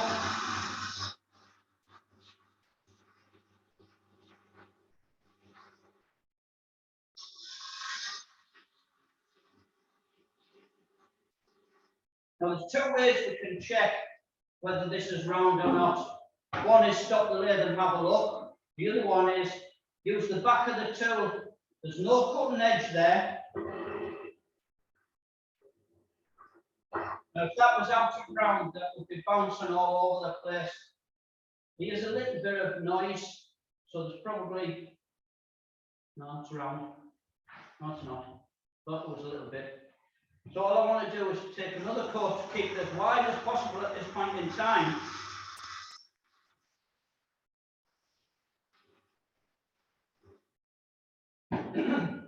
Now I need to put a chucking point on.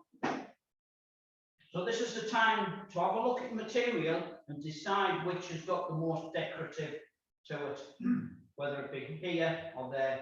It's got the same all the way through. So what we'll use is, we'll use that as the bottom end, because that is going to be the part that has got the most shape in it, that part, because that's the neck. So we don't really need too much of decorative there, but this will shine out if you've got a lot of pattern, especially if you've got a sculpted piece. But we need to put the chucking points on. So what I need to do is set me calipers at the size of the chucking point that I did. Yes, I can measure it and say 48, or are we right on 48? So I've measured across there, where I've measured it slightly big, so that I can work in and get a nice tight fit. I'm going to go on the width of the tool to start with, because I know where I'm about a width and a half. I'm going to start to cut off right on the edge of the material. Using colours until these drop past. Keep cutting in over.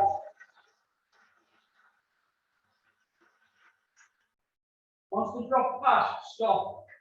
Got a little bit of waste material to get rid of that.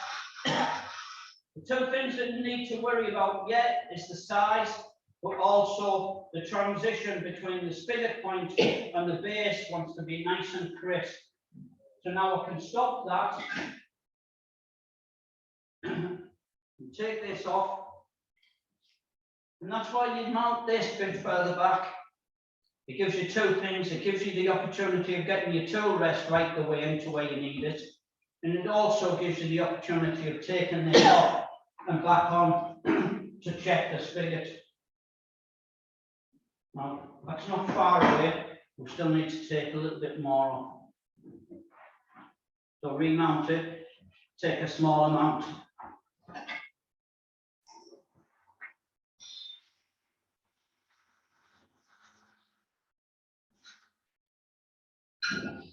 And this is the boring piece, the stop and starting all the time.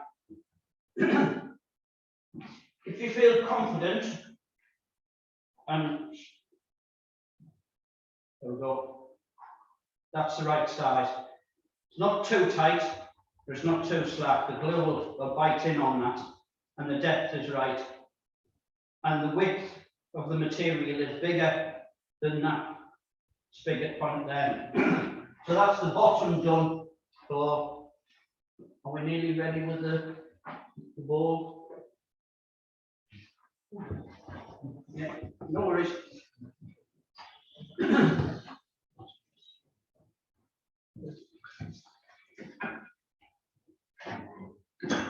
It should be somewhere close to that, but if I start cutting to that, I guarantee it's not going to be. It's going to be too small and fitting.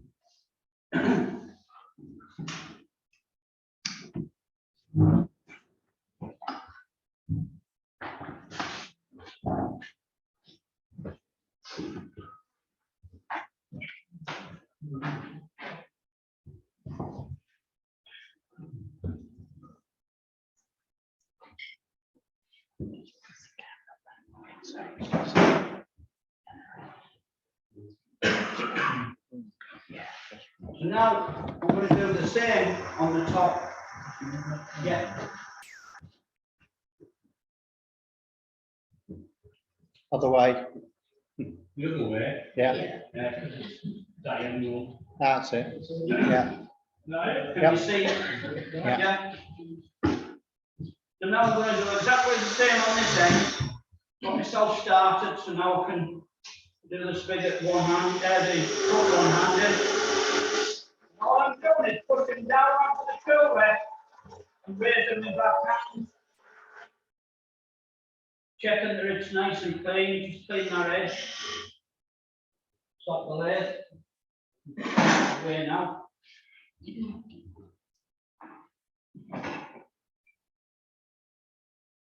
But one thing I've done, the depth of the cut in there is not the width of the part and chisel, smaller. But because we've got this mounted on the tailstock, then we've got the opportunity of cleaning that down to the depth we need by using the skew chisel. And I'll show you that in a bit. I'll just get this so that it fits into the spigot first.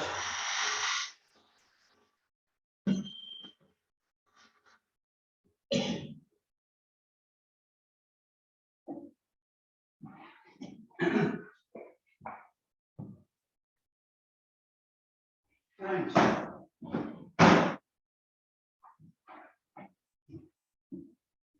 So that's fitting possibly a little bit slack now. But as I say, it's too long. So what I can do is I can do a slice and cut across this face into the tailstock. I'm going to leave the tailstock loose because when I get somewhere near the bottom, I want to be able to tighten that in as I'm taking the final cut, so that when I cut the material away, this doesn't get loose and fly off. So I'm in control with both hands. So initially, pick the cut off.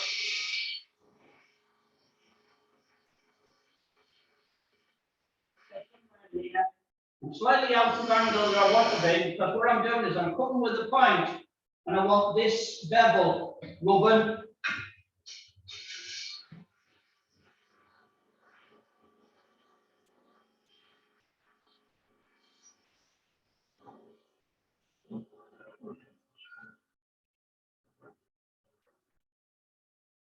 And I'm just tightening it in slightly. And I know that I can get that last little bit off safely.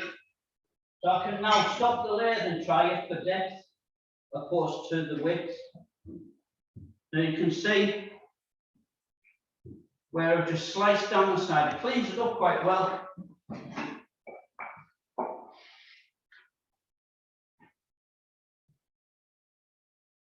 Yep, happy with that.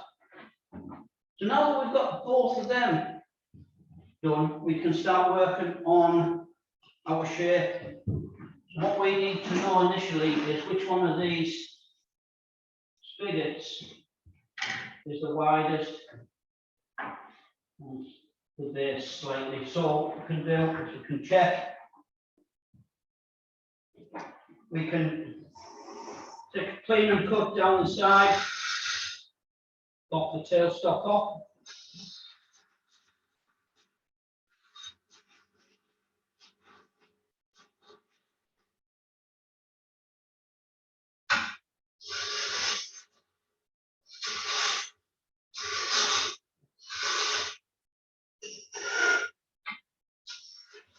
The reason I'm just working here is for this tool rest, with the way I cut, my hand's down here. By the time I get to center, I've hit the post and it's pushing me off, so it's actually raising the tool. So it's not helping me any, but also where your locking nut is, the ball is catching me as well. So it's just easier for me to start from the center, from the edge, and get the size right.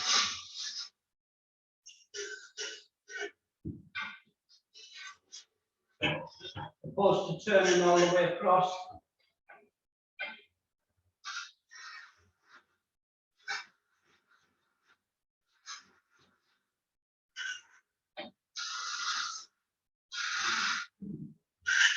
And also what I can do with my stem post fits in, I can put my tool rest in to work on the rest of it. So I can stop the lathe again now, and we can try. One thing you've got to do is remember which end you've used for the top and which one for the bottom. So I want about 2 mil off that. And I want about 2 mil off there as well. So I could actually now start using the ball gouge on it.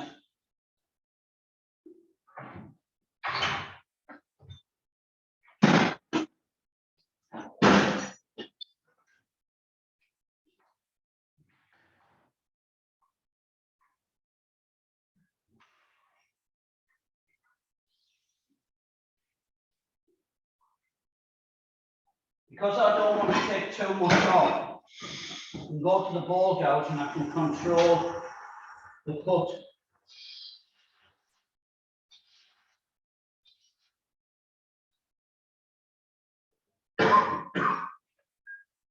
It's where the longer tool rests are easier, the far better, because you don't have to move them as much. But once you've got these two ends to where you want them, then you can work on the rest of the body in one go.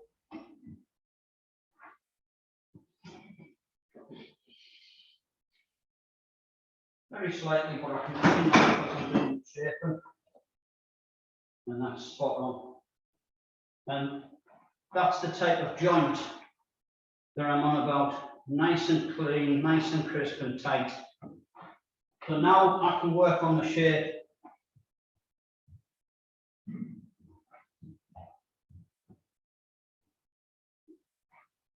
So we're going to work from widest to smallest, and what I'm going to have, one of the widest part, somewhere around about there. So initially, I'm going to get rid of some of the waste with the spindle roughing gouge, sorry. So I'm going to work from both directions.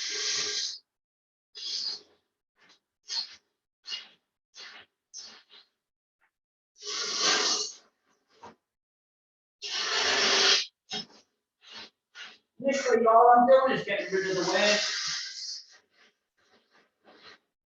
Now I'll change to the ball gouge, increase the speed a little bit. I don't want too big a spigot point here to the transition, because if you've got a large spigot point here and a large one on the base or the ball, then it just makes it look too big. So we'll pick the cut up, pushing forward and squeezing around. So all I'm doing is picking the cut up and I'm rolling my right hip into it. And get rid of that waste. So now the right hip is coming out of it. The left hip is getting rolled into it. Pick some of the waste here.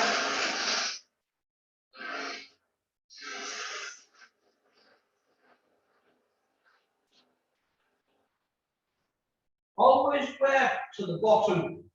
Don't come to the bottom and start peeling up the other side, because as I said earlier, what will happen is it will tear the grain. So we always want to work to the smallest side. Blend this, as I said, this is going to be the widest point, so I just want to take a fine cut across it.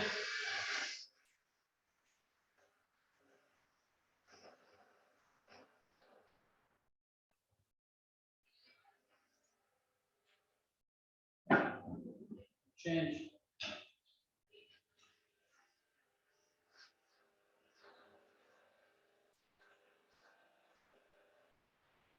What you've got to worry about here is if your tool is starting to get blunt, what you're having to do is push it through the cut.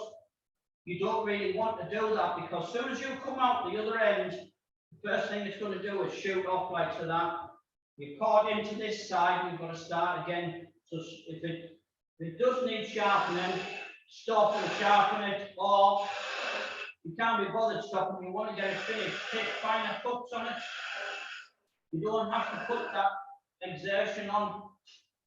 So pick the cut up there.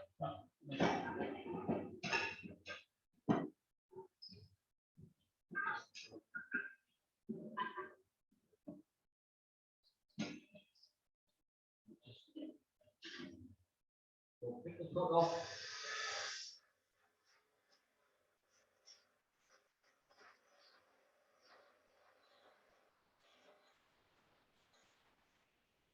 Now I need to blend it in from this side.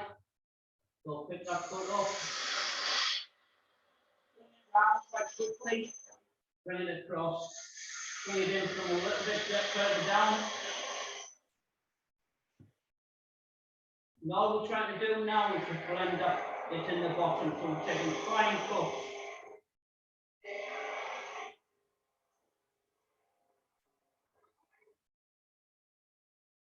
So I've got to stop the lathe and reposition your tool rest. No, I don't. I want to do one other thing first.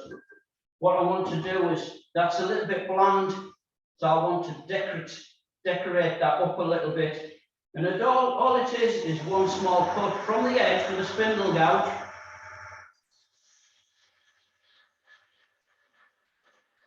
And stop there. Because we're pushing that way into the grain, we've tore it out. So what we can do is we can reverse cut it. So cut it from this end, put it into it. That'll clean that right the way up. Now we can reposition. I'm happy with that. Reposition on the bottom. And now we've got waste.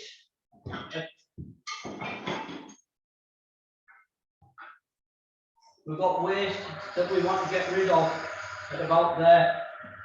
So we start doing the opposite, so start taking a cut in at the waste area because we want rid of that. But we know that where we cut back here is where the base is of the right size. Now we can start rolling the ball part of this over.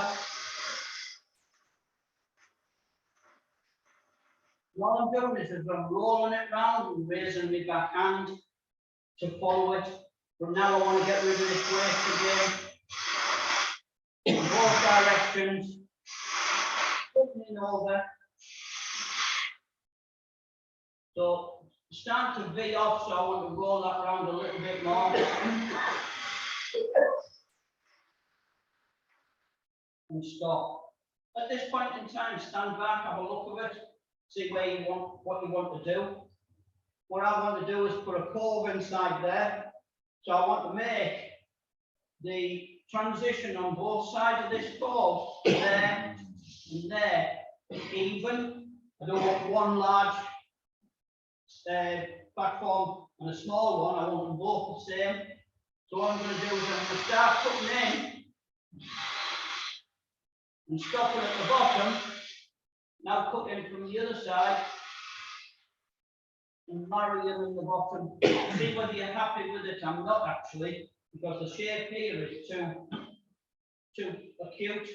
So I want to change that round. I can still stay with the ball gouge.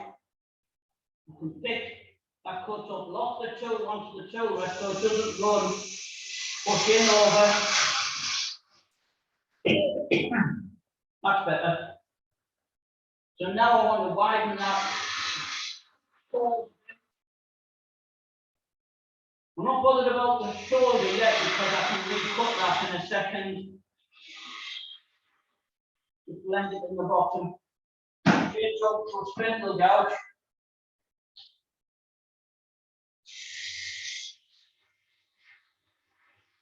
Cut into that. Now I'm going to cut. Clean that joint up. I'm going to roll this bottom in here as well, because I want to widen that.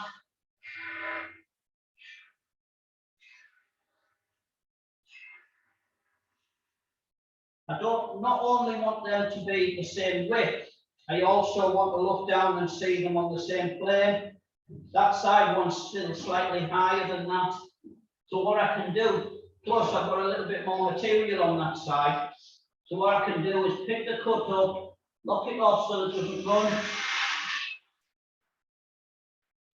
and run into the bottom. Now I can cut back.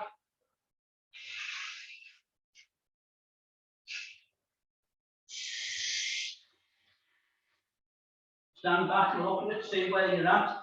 Still a little bit high on there. That's better. So stop the lathe. And at this point, you can start looking at your shape, and you can actually take it out of the lathe.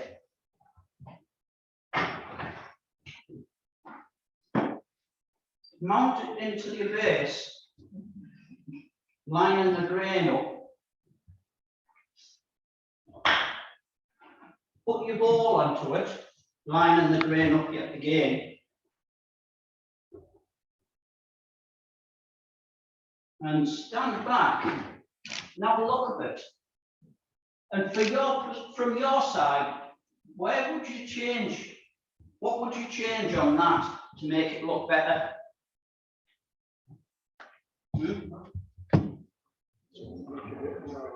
Narrow one on the neck, but there.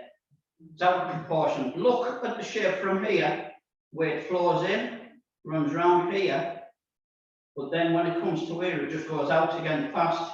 So we want to bring that shape in thinner, and possibly the shape in the bottom thinner, but we want it to come round the corner and roll over the top. So because you haven't glued it together, you can do that without damaging the other pieces, that is. So it's a case of even taking it in the house and show it to the other half, if you've got partners and husbands, wives, sit it there and see what they think of it. They'll tell you straight away if there's something wrong. So I'm going to thin this out, so I'm going to go from here and thin right the way down.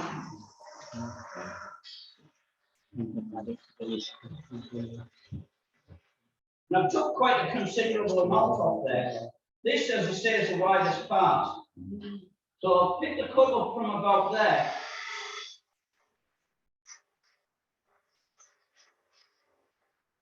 Actually, the shape doesn't lend to a nice broad shape. It actually lends itself to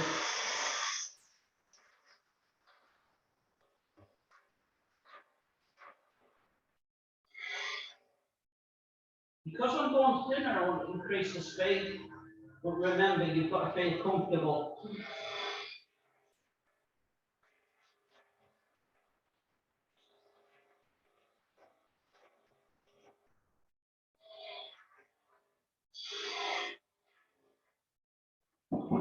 Many of you use the skew chisel.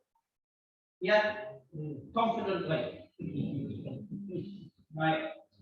The skew, when you're going to use it in the orientation I'm going to run across everything. Forget about the top half of it. Where you can see the material, that's the area you should be using. If you go anywhere near that top point, you're going to guarantee getting a catch. So raise your tool rest up slightly, so you've got comfort, so that you're feeling comfortable as you're using it. Lay it on so that the bevel's rubbing. Draw it back by pressing down with your thumb onto the tool, especially with this being an oval skew. You've got more control over it. Press down on your thumb till you get the powder, and the powder will hit at the bottom end where my nail is. And then just start running it. So, get up to speed. Present it. Got the powder there now. So I'm just running it. Keeping the bevel rubbing and I'm rotating with my back hand. The back hand is doing the controlling. Front hand is just keeping the pressure on.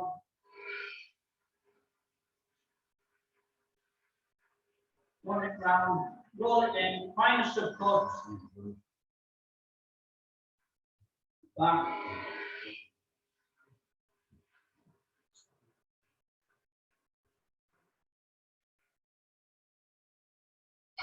One more.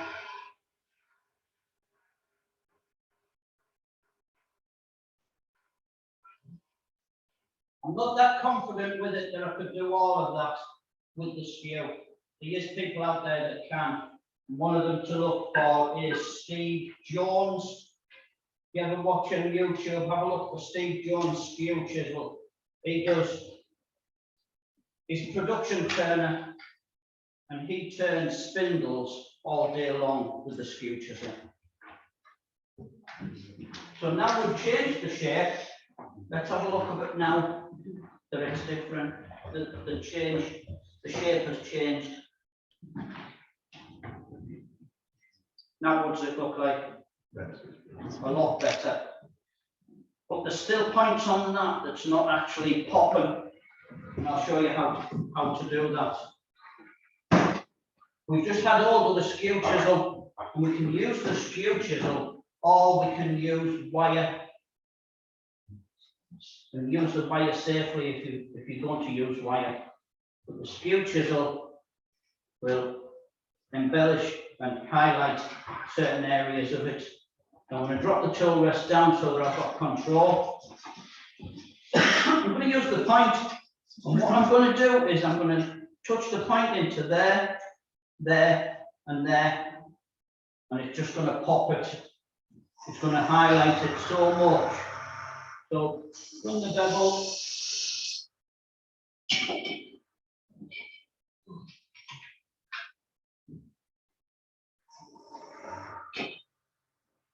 Then again, at this point.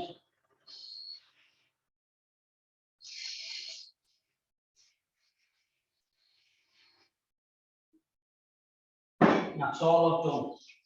And what you'll find is, when you see the shape together again, and the grain pattern lined up, just by doing that, it just produced shadows. And then shadows just highlight it all even better. So that's the way I do the pedestal bowls. I hope you have enjoyed the night. I hope you have learned something. And I hope you can take what you've learned away and start reproducing some items with them methods at your own workshops. So thank you for listening. Thank you.